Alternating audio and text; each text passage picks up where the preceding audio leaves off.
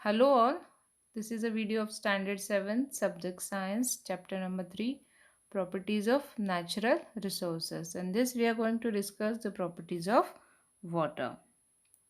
Observe the diagram. What conclusion you can derive from these diagram? Yes, water occurs in a liquid state under a ordinary conditions. Water is a fluid substance. Water does not have its own shape but has a volume. It can pass through a small holes or sip through very small gaps or cracks. म्हणजे सामान्य परिस्थितीमध्ये सामान्य तापमानाला पाणी हे liquid स्टेटमध्ये असतं. जेव्हा आपण त्याला हीट देऊ that will convert into a vapour. When we take out the heat, that when we cool the water, that convert into a solid state. But in normal conditions we have a water in a liquid state. Water is a fluid substance. तो द्रव पदार्थ आहे.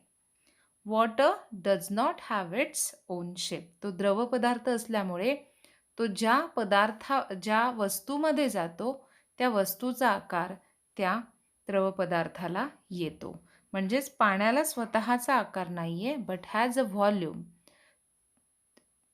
पाणी ज्या आकारामध्ये किंवा ज्या भांड्यामध्ये साचतं त्या भांड्याचा आकार हा त्या पाण्याला येत असतो. म्हणजे स्वतःचा आकार नाहीये but has a volume that is आकारमान हे पाण्याला असतं. It can pass through small holes or seep through a very small gaps or cracks. पाणी हे अतिशय स्मॉल गॅप्समधून सुद्धा पुढे पुढे जात राहतं किंवा ते झिरपतं किंवा खडकांच्या छोट्या छोट्या क्रॅक्समधून सुद्धा पाणी हे झिरपत असतं. पावसाळ्यामध्ये आपल्याला अनुभव येतच असतो की जेव्हा पाणी पडून जातं तेव्हा पाण्याचा काही भाग हा वाहून जात असतो आणि काही पाण्याचा भाग हा जमिनीमध्ये झिरपत असतो. So these are the properties of water, physical properties that we can see. Also, when we pour a water on a oil cladded dish, the water does not spread out but forms a small round drops. म्हणजे जर आपण तेल पसरवलेल्या एखाद्या डिशमध्ये जर आपण पाणी टाकलं तर आपल्याला पाण्याचे थेंब झालेले दिसतात. असं का होतं तर पाणी आणि तेल हे मिक्स होत नाही. They are immiscible liquids. So the water molecules get collected and they form a drops. Also for more properties you can easily do this experiment at home. That take a plastic bottle more than half full of water. Mark the water level on the bottle and keep this bottle upright in the freezer for making ice. Open the freezer after a couple of hours and observe. You will see that the water has changed into ice. And note the level of the ice. You will find that the ice level is higher than water level before freezing. So what you can infer from this? पहा, एका बॉटलमध्ये प्लास्टिकच्या बॉटलमध्ये अर्ध्यापेक्षा जास्त पाणी घ्यायचं आहे. त्या पाण्याची जी लेवल आहे that you mark with the marker or anything and keep that bottle upright. म्हणजे उभी आपल्याला त्या फ्रीझरमध्ये ठेवायची आहे. आणि एक 3-4 तासांनी जेव्हा तुम्ही ती बॉटल बाहेर काढाल, जेव्हा त्या पाण्याचं बर्फ झालेलं असेल, तुम्हाला काय दिसेल? तर तुम्हाला काय दिसणार आहे? तर जी वॉटर लेवल होती त्यापेक्षा आपल्याला बर्फाची लेवल ही वाढलेली दिसते. म्हणजे आईस लेवल ही वॉटर लेवलपेक्षा वाढलेली दिसते. असं का झालं? आपण त्याच्यामध्ये आणखी पाणी ओतलं का की जेणेकरून ती आईस लेवल वाढली? तर तसं होत नाही. As the water freezes to form ice it expands and its volume increases. जेव्हा पाण्याचा बर्फ व्हायला सुरुवात होते तेव्हा पाण्याचं प्रसरण होतं आणि त्या प्रसरणामुळे because of that expansion the volume increases. Now one more experiment you can do it easily at home. Take a bucket of water, drop many different kinds of articles in it, and make a separate list of the articles which sink in the water and those that float on it. म्हणजे तुम्ही pencil घेऊ शकता, rubber घेऊ शकता, पट्टी, चमचा, दगड, coin अशा विविध वस्तू घ्या आणि त्यातल्या कोणत्या वस्तू पाण्यामध्ये अ, बुडतात आणि कोणत्या वस्तू पाण्यावर फ्लोट होतात याची एक यादी करा. Take some water in a pot and add a few pieces of ice to it. Observe what happens. म्हणजे अजून एक एक्सपेरिमेंट आपण केला. त्यामध्ये पाणी घेतलं एका पॉटमध्ये आणि त्याच्यामध्ये आपण बर्फ टाकला. काय होतं? तर त्याच्यामध्ये आपल्याला बर्फ हा पाण्यावर तरंगताना दिसतो. त्याचबरोबर आधी केलेल्या प्रयोगामध्ये काही वस्तू या पाण्यामध्ये बुडतात आणि काही वस्तू या पाण्यावर तरंगतात. तर या सगळ्याचा काय अर्थ आहे? Why do we see that ice float on water? बर्फ पाण्यावर का तरंगतो? तर ice is lighter than water. When water freezes to form ice, it becomes lighter than the original liquid. When water freezes, that is, when it transforms into a solid state, its volume increases.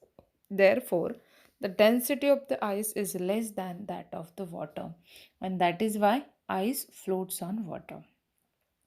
आता नक्कीच पाण्यावर कोणत्या वस्तू तरंगतात? तर पाण्यापेक्षा ज्या हलक्या वस्तू आहेत त्या पाण्यावर तरंगतात. म्हणजे बर्फ हा नक्कीच पाण्यापेक्षा हलका आहे आणि म्हणून तो पाण्यावर तरंगतो. आता जेव्हा पाण्याचं बर्फामध्ये रूपांतरण व्हायला सुरुवात होते, म्हणजे जितकं पाणी आपण घेऊ ते त्या पाण्याचं जेव्हा बर्फामध्ये रूपांतरण होतं, तेव्हा तेवढंच पाणी आणि त्याचा झालेला जो बर्फ आहे, म्हणजे तो बर्फ पाण्यावर तरंगतो. याचाच अर्थ की तो जेव्हा सॉलिड स्टेटमध्ये जातो, जेव्हा तो फ्रीज होतो, तेव्हा तो लाइटर वेट होतो. म्हणजे तो कमी वजनाचा होतो. त्या मानाने जे ओरिजिनल लिक्विड असतं ते काय असतं? जड असतं. मग असं का झालं? तर वेन द वॉटर फ्रीजेस, जेव्हा त्याचा बर्फ व्हायला सुरुवात होतो, it transforms into a solid state. तो सॉलिड स्टेटमध्ये कन्व्हर्ट व्हायला सुरुवात होते आणि हे होत असताना त्याचं व्हॉल्यूम इन्क्रीज होतं. त्या बर्फाचं आकारमान वाढायला लागतं. म्हणजे तेवढंच जर पाणी सॉलिड लिक्विड स्टेटमध्ये असेल तर त्याचं आकारमान हे कमी असतं. पण त्याच पाण्याचं जेव्हा कन्व्हर्जन सॉलिड स्टेटमध्ये होतं तेव्हा त्याचं आकारमान वाढायला लागतं आणि आकारमान व्हॉल्यूम वाढल्यामुळे त्याची डेन्सिटी कमी व्हायला लागते, घनता कमी व्हायला लागते. Therefore the density of the ice is less than that of the water and that is why ice floats on water. म्हणजे आपण समजा जेवढ्या पाण्याचं बर्फ केलेलं आहे त्याच पाण्यामध्ये तो बर्फ तरंगणार आहे. म्हणजे ते ते जे पाणी आहे त्या पाण्याचं मास आणि त्या बर्फाचं मास इज सेम.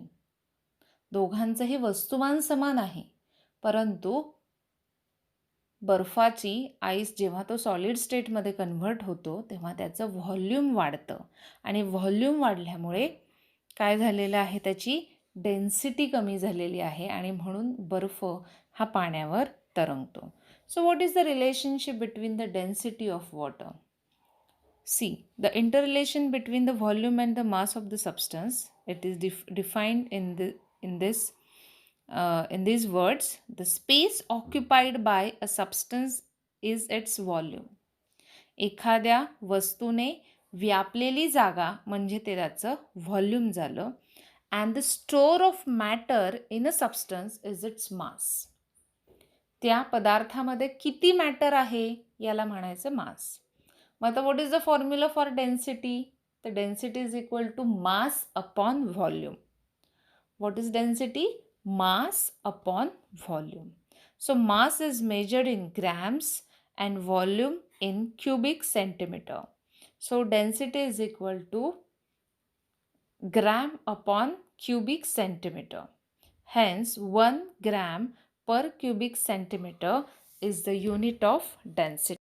आधी आपण समजून घेऊया डेन्सिटीचा formula. Density is equal to mass upon volume. Mass म्हणजे काय? The store of matter in a substance. एखाद्या पदार्थामध्ये असणारं मॅटर किती आहे? That is mass. And what is volume? आकारमान म्हणजे काय? The space occupied by a substance is its volume. त्या पदार्थाने व्यापलेली जागा म्हणजे आकारमान. मग आता घनता, डेन्सिटीचा फॉर्म्युला काय झाला? मास अपॉन व्हॉल्यूम. मग लक्षात घ्या, जेव्हा डेन्सिटी कमी होते याचाच अर्थ तिथे व्हॉल्यूम वाढलेलं असतं. म्हणजे पाण्याचं जेव्हा बर्फामध्ये रूपांतरण होतं त्याचं व्हॉल्यूम वाढतं आणि म्हणून त्याची डेन्सिटी कमी होते आणि म्हणून तो पदार्थ पाण्यावर तरंगतो किंवा बर्फ पाण्यावर तरंगतो. आता आपण दुसरा जो एक प्रयोग केला की आपण बकेटमध्ये पाणी घेतलं आणि त्याच्यामध्ये अनेक वस्तू टाकल्या. काही वस्तू तरंगल्या, काही वस्तू बुडाल्या. म्हणजे एखादी जड वस्तू आपल्याला म्हणजे बुडताना दिसते आणि तेवढ्याच वजनाची एखादी वस्तू आपल्याला अ, तरंगताना दिसते. म्हणजे जसं की आपण पाहतो की एखादा कॉईन आहे, ₹1 कॉईन आहे, ₹5 कॉईन आहे. तो काय होतो? पाण्यामध्ये बुडतो. तो किती हलका आहे, म्हणजे त्याचं वजन जर ग्रॅममध्येच असेल. पण समुद्रामध्ये लाखो टन वजनाची जी शिप असते ती का बुडत नाही? आणि त्याच समुद्रामध्ये जर आपण कॉईन टाकला तर तो बुडणार आहे. असं का झालं? तर आपण डेन्सिटीचा विचार केला तर कॉईनची डेन्सिटी ही जास्त होती आणि जे मोठे मोठे शिप्स असतात त्या शिप्सची डेन्सिटी ही कमी असते आणि म्हणून पाण्याच्या डेन्सिटीशी जर आपण तुलना केली तर पाण्यापेक्षा जो पदार्थ जड आहे, म्हणजे ज्या पदार्थाची घनता पाण्याच्या घनतेपेक्षा कमी आहे, ती वस्तू पाण्यावर तरंगते. आणि पाण्याच्या घनतेपेक्षा ज्या पदार्थाची घनता जास्त आहे ती वस्तू आपल्याला पाण्यामध्ये बुडताना दिसते. म्हणजे त्या वस्तूचं वजन महत्त्वाचं नाही. म्हणजे एखादा पदार्थ पाण्यामध्ये बुडणे किंवा तरंगणे हे कशावर अवलंबून आहे? तर त्या वस्तूच्या घनतेवर अवलंबून आहे. If the density is more than that of water, then it sinks down, and if the density is less than that of the water, that float on the water. So whether a substance floating or whether it is sinking, it does not depend on its weight. It depends on its density. Okay, what is the density of water? See, if the mass of 1 liter of water is 1 kilogram, then what is the density of water? 1 kilogram water is equal to 1000 gram of water, and 1 liter water, its volume is 1000 cubic centimeter. So it becomes 1 gram per cubic centimeter. So the density of water is 1 gram per cubic centimeter. मग आता पाण्याची घनता ही 1 gram per cubic centimetre आहे. मग ज्या पदार्थाची घनता ही 1 पेक्षा जास्त आहे that will sink in the water, and the substance having a density less than 1, it will float on water. Now moving to the next part, that is the anomalous behavior of water. Usually when the temperature of a substance is lowered, its density increases as the volume decreases. But water is an exception to this rule. आता सामान्यपणे सगळे जे पदार्थ असतात त्यांचं तापमान कमी झालं की त्यांची घनता वाढते, कारण त्यांचं व्हॉल्यूम हे कमी झालेलं असतं. पण या नियमाला वॉटर इज अन एक्सेप्शन, पाणी हा अपवाद आहे. पहा, keep a glass full of water in a freezer for 5 to 10 minutes. Then take it out and observe it carefully. From which part in the glass does the water first start freezing? Yes, you can see that the water start freezing from the upper part. Why this is so? Paha. The density of water is peculiar. When water at normal temperature start cooling, its density increases like that of the most liquids. However, if its temperature falls below 4 degrees Celsius, its density start decreasing. This means that the density of water is maximum at 4 degrees Celsius. If the temperature of water is lowered below 4 degrees Celsius, its density decreases and volume increases. It means that water expands when the temperature falls below 4 degrees Celsius. And this is the anomalous behavior of water. पहा, पाण्याची घनता एक ठराविक आहे. जेव्हा पाणी हे सामान्य तापमान नॉर्मल टेम्परेचरपासून कूल व्हायला लागतं, थंड व्हायला लागतं, तेव्हा जसं जसं त्याचं तापमान कमी व्हायला लागतं त्याची डेन्सिटी ही वाढत जाते इतर लिक्विड्सप्रमाणे. तापमान कमी झालं त्याची डेन्सिटी वाढायला लागते. पण पाण्याच्या बाबतीमध्ये काय होतं? However if its temperature falls below 4 degree Celsius, त्याची डेन्सिटी वाढायला पाहिजे, तर तिथे त्याची डेन्सिटी 4 डिग्री सेल्सिअसने कमी व्हायला लागते. म्हणजे जिथे इतर ऑर्डिनरी लिक्विड्सप्रमाणे 4 डिग्री सेल्सिअसच्याही तापमान जसं जसं खाली जायला लागेल त्याची डेन्सिटी वाढायला हवी. पण 4 डिग्री सेल्सिअसपर्यंत ती वाढत असते. पण 4 डिग्री सेल्सिअस नंतर काय होतं, च्या खाली त्याची डेन्सिटी ही कमी व्हायला लागते. याचाच अर्थ असा झाला की 4 डिग्री सेल्सिअसला पाण्याची घनता ही सगळ्यात जास्त असते, कारण 4 डिग्री सेल्सिअसनं नंतर त्याची घनता ही कमी व्हायला लागते. And this is the anomalous behavior of water. कारण 4 डिग्री सेल्सिअस पर्यंत त्याची घनता इतर लिक्विड्सप्रमाणे वाढत वाढत जाते. पण at the 4 degree Celsius below that त्याची डेन्सिटी वाढायच्या ऐवजी खाली होत जाते. म्हणून 4 डिग्री सेल्सिअस या तापमानाला पाण्याची घनता ही सगळ्यात जास्त असते. It means that the water expands when the temperature falls below 4 degrees Celsius, and this is called the anomalous behavior of water. You can see in the diagram, जे पाणी 4 डिग्री सेल्सिअसचं आहे ते सगळ्यात तळाशी आहे. आणि जसं जसं आपण वर येतोय, म्हणजे तळापासून वर येतो, त्याचं तापमान हे कमी कमी झालेलं दिसतंय. आणि आपल्याला बर्फ हा कुठं झालेला दिसतोय? पाण्याच्या पृष्ठभागावर बर्फ झालेला दिसतोय. आणि खाली मात्र पाणी कसं आहे? It is in liquid state because its density is maximum at 4 degrees Celsius. And because of this anomalous expansion of water, there is a aquatic life in polar regions also, where the temperature is below 0 degrees Celsius. आपले जे ध्रुवीय प्रदेश आहे जिथे पाण्याचं तिथे हवेचं तापमान हे 0 डिग्री सेल्सिअसच्याही खाली असतं, अशा ठिकाणी सुद्धा आपल्याला ॲक्वॅटिक लाईफ दिसतं because of the anomalous expansion of water.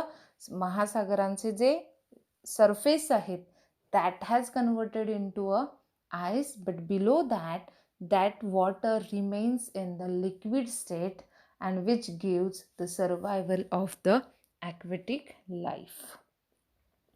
आलं लक्षात सगळ्यांना? Now moving to a next experiment.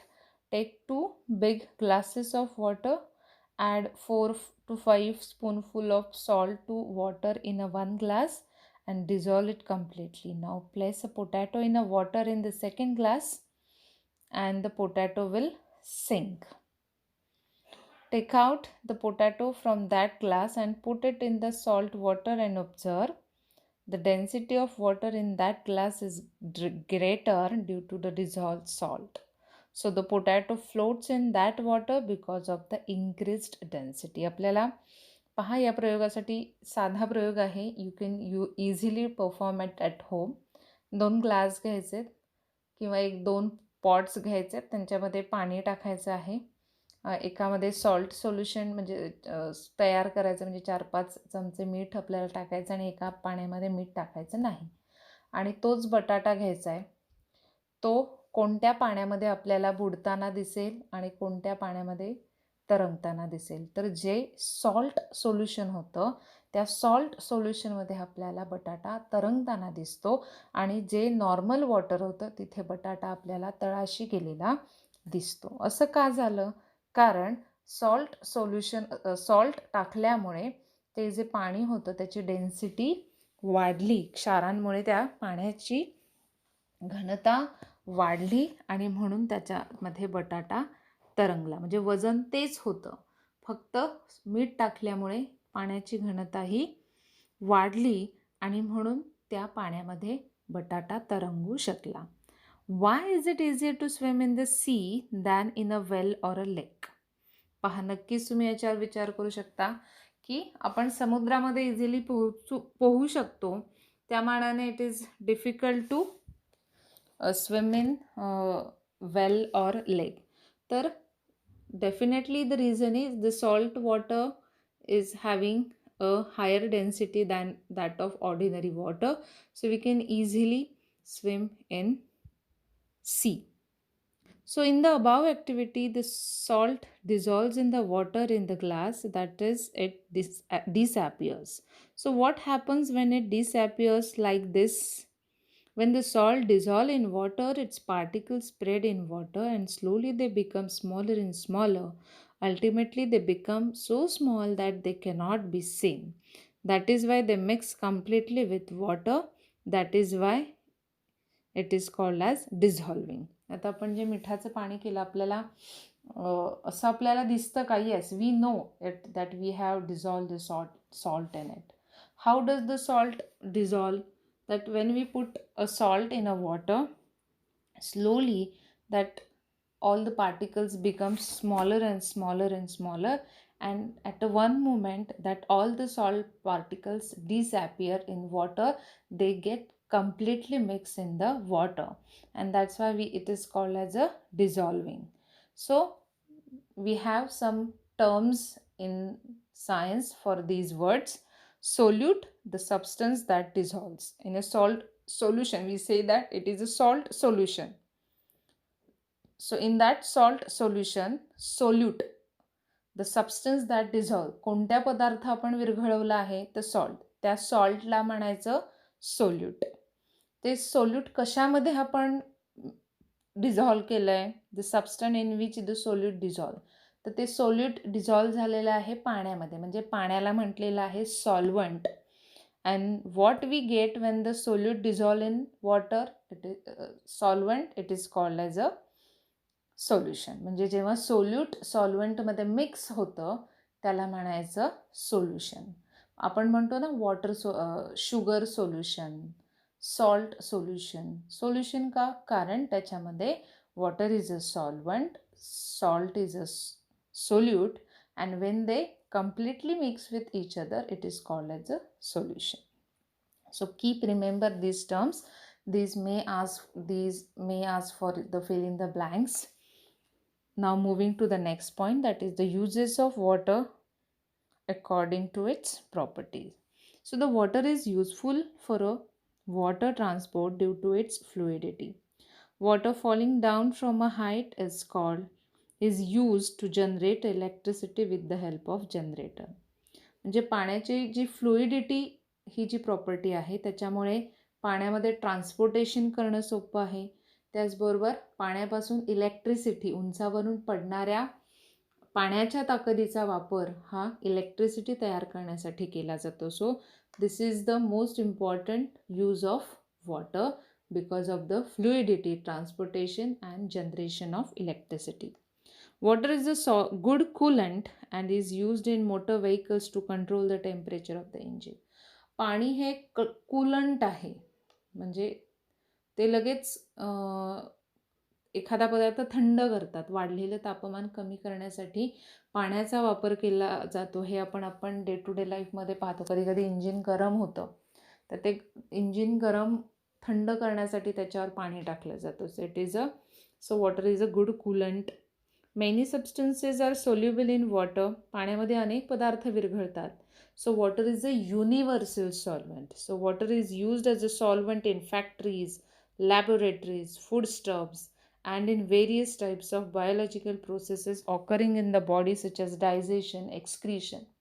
पाण्यामध्ये पाणी हे एक युनिव्हर्सल सॉल्व्हंट आहे. का युनिव्हर्सल सॉल्व्हंट आहे? कारण पाण्यामध्ये असंख्य पदार्थ विरघळतात. म्हणजे आपल्या बॉडीमध्ये सुद्धा जे डायजेशन आहे, एक्सक्रीशन आहे, या सगळ्या प्रोसेसेसमध्ये पाण्याची सॉल्व्हंट ही प्रॉपर्टी वापरलेली आहे.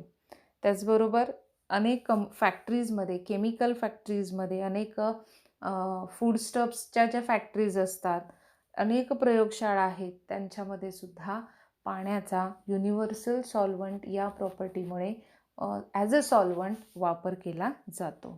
So water is useful for cleaning purposes such as bathing, washing clothes like this, washing the flowers also. म्हणजे पाण्याचा एक तो क्लिनिंग एजंट आहे पाणी, आणि म्हणून त्याला अंघोळ करण्यासाठी, कपडे, भांडी, फरशी पुसण्यासाठी, अशा स्वच्छतेच्या कामांसाठी पाण्याचा वापर केला जातो. There is no alternative to water.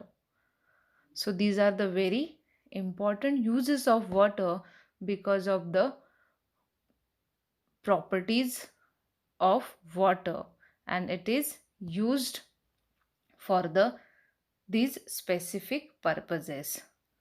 With this, we have finished the properties of water. Thank you.